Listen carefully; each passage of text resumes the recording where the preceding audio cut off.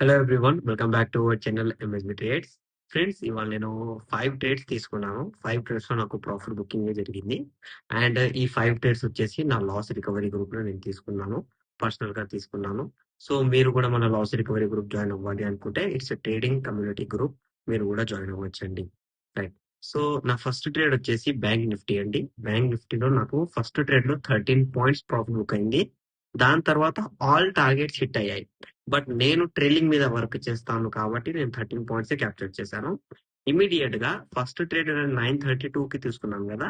Second trade మళ్ళీ నేను 953 కి తీసుకున్నాను. ఇక్కడ ఏం జరిగింది అంటే ఇక్కడ నాకు 85 పాయింట్స్ క్యాప్చర్ అయ్యాయి మార్కెట్ లో. ఎందుకు సెకండ్ ట్రేడ్ నేను ఇమీడియట్ గా తీసుకున్నాను అంటే ఫస్ట్ ట్రేడ్ లో ట్రైలింగ్ చేశాను కాబట్టి ఆపర్చునిటీ సెల్లింగ్ దే ఉంది. సో నేను సెకండ్ ట్రేడ్ లో ట్రైలింగ్ చేయలేదు, డైరెక్ట్ ప్రాఫిట్ బుక్ చేశాను. థర్డ్ ట్రేడ్ వచ్చేసి బ్యాంక్ నిఫ్టీ. దీని లోపల నాకు 25 పాయింట్స్ ప్రాఫిట్ బుకింగ్ అయింది. ఫోర్త్ ట్రేడ్ వచ్చేసి కాల్ సైడ్ అండి. కాల్ సైడ్ నాకు 87 పాయింట్స్ బ్యాంక్ నిఫ్టీలో ప్రాఫిట్ బుకింగ్ అయింది. సేమ్ కాల్ సైడ్ సెన్సెక్స్ తీసుకున్నాను. ఇక్కడ నాకు 40 పాయింట్స్ ప్రాఫిట్ బుకింగ్ అయిందండి. అండ్ బీటీఎస్టీ ట్రేడ్ చెప్పాను కదా. బీటీఎస్టీ ట్రేడ్ లో నాకు ఇవాళ ఫస్ట్ ట్రేడ్ అంటే పుట్ సైడ్ ఉన్నాను. సో ఫస్ట్ హాఫ్ లోనే నాకు ఫస్ట్ టార్గెట్ అచీవ్ అయిపోయింది. దాని లోపల 45 to 50 పాయింట్స్ వచ్చినట్టున్నాయి. అది నేను పోస్ట్ చేయలేదు, బట్ టెలిగ్రామ్ కి పోస్ట్ చేసేస్తాను. అది కూడా బీటీఎస్టీ ట్రేడ్ నాది. ఓకేనండి. సో ఇలా ఇవాళ 5 ట్రేడ్స్ తీసుకున్నాను. ఫస్ట్ హాఫ్ కంప్లీట్లీ నేను బ్యాంక్ నిఫ్టీలో వర్క్ చేశాను. సెకండ్ హాఫ్ లాస్ట్ ట్రేడ్ నేను సెన్సెక్స్ లో తీసుకున్నానండి. ఓకే. సి ఇప్పుడు మీకు చూపిస్తాను. నేను ఫస్ట్ ట్రేడ్ నేను ఎందుకు తీసుకున్నాను, సెకండ్ ట్రేడ్ ఎందుకు తీసుకున్నాను. ఓకే, ఇది ఫస్ట్ ట్రేడ్ 9:32 AM, అంటే first 15 minutes intraday candle close అయ్యాక నేను తీసుకున్నాను. ఎందుకు నేను తీసుకున్నాను అంటే ఫస్ట్ ఆఫ్ ఆల్ ఇది వచ్చేసి ఇండిసిజన్ క్యాండిల్. ఇండిసిజన్ క్యాండిల్ ఫామ్ అయినప్పుడు నేను పుట్ సైడ్ ట్రేడ్ చేస్తానండి. ఓకేనా, ఇది నేను ప్రతి వీడియోలో చెప్తాను. Previous indirect break down level ఇక్కడ ఉంది కదండి. Previous indirect break down level ఇక్కడ. ఈ బ్రేక్ డౌన్ లెవెల్ కింద మార్కెట్ ఏం చేసింది అంటే ఇక్కడ కంప్లీట్ గా దీనికి టచ్ కాకుండా ఇండిసిజన్ క్యాండిల్ ఫామ్ చేసింది.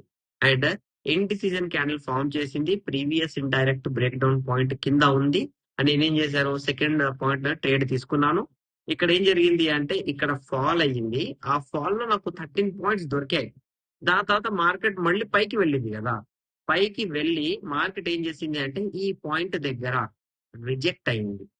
ఓకే, సారీ, ఇక్కడ రీటెస్ట్ అయింది, ఇక్కడ రిజెక్ట్ అయింది. సో నేనేం చేశాను, రిజెక్ట్ రీటెస్ట్ ఉంది కదా అన్నట్టు ఇక్కడ ఇక్కడ మీరు సెకండ్ ట్రేడ్ చూడండి.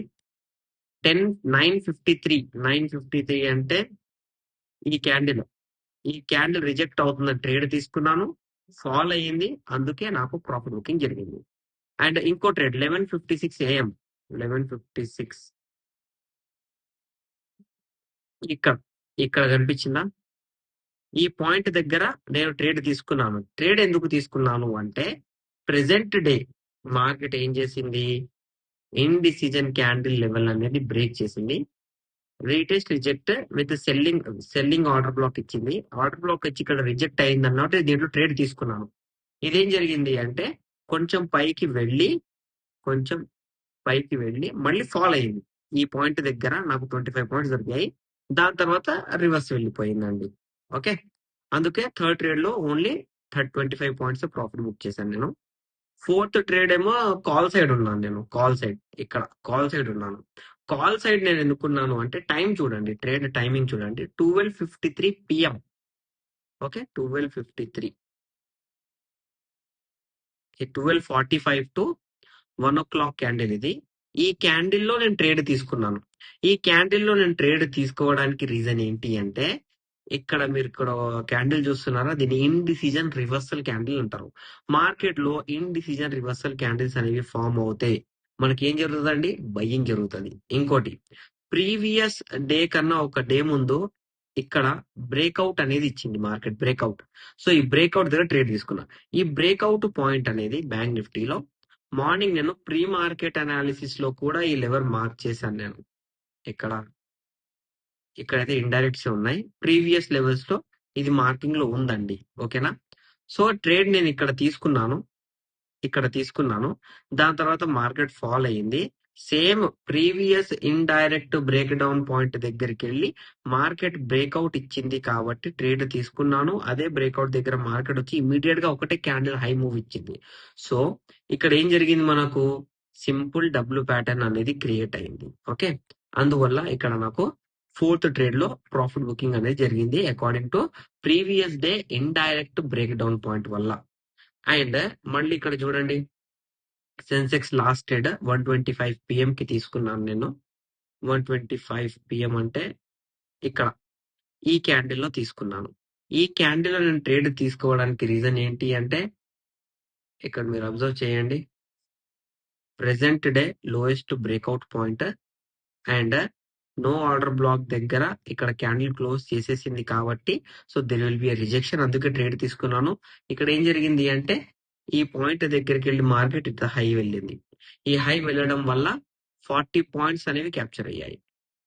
ఇక్కడ 470లో ఎంట్రీ తీసుకుంటే ఇది 514 వెళ్ళింది, బట్ 510 లో నేను ఎగ్జిట్ అయిపోయాను, ఎందుకంటే 510 నాది ట్రైలింగ్ టార్గెట్ అండి. సో ఇలా ఇవాళ కంప్లీట్ 5 ట్రేడ్స్ తో విత్ పర్ఫెక్ట్ అనాలిసిస్ తో ప్రాఫిట్ బుకింగ్ లో నేను ఉన్నానండి.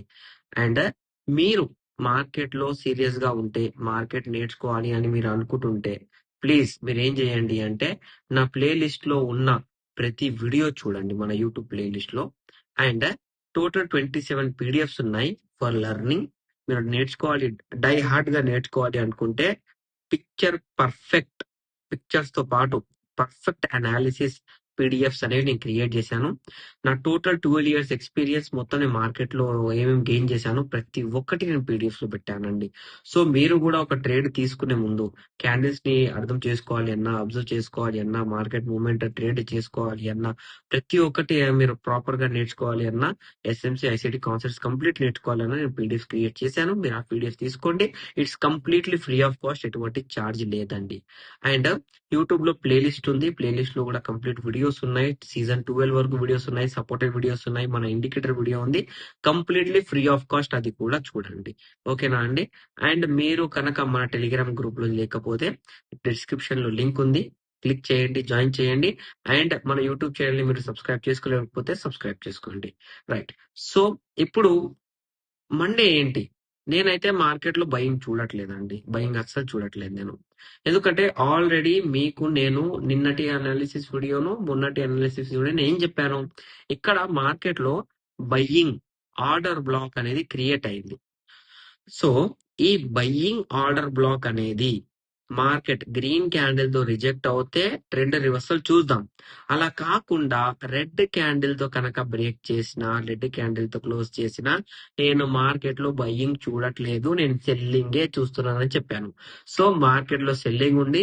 అండ్ నెక్స్ట్ వీక్స్ మనకు చాలా గ్యాప్ డౌన్స్ కూడా దొరకవచ్చు. నేను బీటీఎస్టీస్ అనేవి కంప్లీట్ పుట్స్ అనేవి తీసుకుంటానండి నెక్స్ట్ వీక్. ఎందుకు నేను తీసుకుంటాను అంటే because the confirmation of buying order black invalid. Buying order black invalid అయితే మార్కెట్ పడిపోతుంది. అలా కాకుండా ఇన్వాలిడ్ ఇచ్చి మండే ఎప్పుడైనా ఇక్కడ పైన గ్రీన్ క్యాండిల్ క్లోజ్ చేసింది అనుకోండి, అయినా నేను మార్కెట్ ని నమ్మను. ఓకేనా అండి? రైట్. అండ్ మార్కెట్ లో ఎంఎస్ఎస్ మార్కెట్ స్ట్రక్చర్ షిఫ్ట్ అవ్వాలి అంటే మార్కెట్ అనేది ఈ ట్రెండ్ బ్రేక్ చేయాలి. అలా కాకుండా మార్కెట్ లో న్యూ ట్రెండ్ కన్ఫర్మ్ కావాలి అంటే న్యూ ట్రెండ్ లెవెల్ బ్రేక్ చేయాలి. ఇలా బ్రేక్ చేస్తేనే confirmation of MMS, BOS, CHO, CH అండి. ఓకేనా? రైట్, ఇప్పుడు మండే అనాలిసిస్ అనేది మనం చూసుకుందాం. ఓకే, మండేలో మనకు ఒక ట్రెండ్ లైన్ అనేది ఫామ్ అయింది బ్యాంక్ నిఫ్టీలో. Okay, higher high, lower high. Okay, Monday కనుక మార్కెట్ బయ్యింగ్ వెళ్ళాలి అనుకుంటే ఈ లెవెల్ అనేది బ్రేక్ చేయాలి. ఈ లెవెల్ తో పాటు మనకు present indirect break down level break చేయాలి. ఈ 2 లెవెల్స్ బ్రేక్ చేస్తేనే కన్ఫర్మేషన్ ఆఫ్ ట్రెండ్ అనేది నడుస్తుంది. అలా కాకుండా లిక్విడిటీ చేయాలి అనుకుంటే గ్రీన్ క్యాండిల్ తో బ్రేక్ చేసి రెడ్ క్యాండిల్ ఫామ్ అయ్యి కింద పడిపోతుంది. ఎలా అంటే గ్రీన్ క్యాండిల్ ఫామ్ చేస్తుంది, మళ్ళీ పక్కనే ఇలా రెడ్ క్యాండిల్ ఫామ్ చేసి లిక్విడిటీ గుంజుకొని బ్రేక్అవుట్ ఇచ్చినట్టు ఇచ్చి ఫాల్ అయిపోతుంది. సో ఇది కూడా మెయిన్ ఫోకస్ గా పెట్టుకోవాలి. అలా కాకుండా మార్కెట్ కంప్లీట్ గా సెల్లింగ్ వెళ్ళాలి అనుకుంటుంది అనుకోండి, ఇక్కడ బ్రేక్ ఆఫ్ స్ట్రక్చర్, ఎందుకంటే చేంజ్ ఆఫ్ క్యారెక్టర్ అనేది ఇక్కడ జరిగిపోయింది. ఓకే, ఇవాళ గ్యాప్ డౌన్ కాగానే చేంజ్ ఆఫ్ క్యారెక్టర్ జరిగిపోయింది. ఇప్పుడు బ్రేక్ ఆఫ్ స్ట్రక్చర్ ఉంది. సో మండే మార్కెట్‌లో సెల్లింగ్ మనం ఆలోచించాలి అంటే 57,718 57 ఫోకస్‌లో పెట్టుకోవాలి. 57,880 అనేది బయింగ్ సైడ్ ఫోకస్‌లో పెట్టుకోవాలి. అండ్ మండే లిక్విడిటీ అవ్వడం ఖచ్చితం అని అనుకుంటున్నానండి. ఓకేనా? ఖచ్చితంగా జరుగుతుంది నేను అనుకుంటున్నాను. బికాస్ మార్కెట్ అనేది ట్రాపింగ్‌లో ఉంది.